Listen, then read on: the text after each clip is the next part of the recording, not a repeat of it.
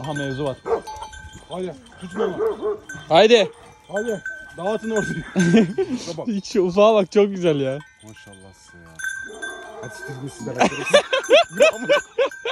Geç. Yarı köpek. Çöpü parçalamışlar be. Anasını ağlattılar ortada. Harbi ya çöp poşetimiz. La oğlum plastiği yemeyin lan.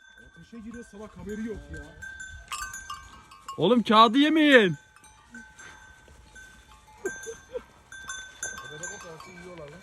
Abi çöp poşeti denen bir şey kalmadı ya.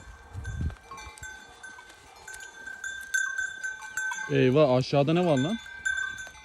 Onlar şey yapıyorlar ya.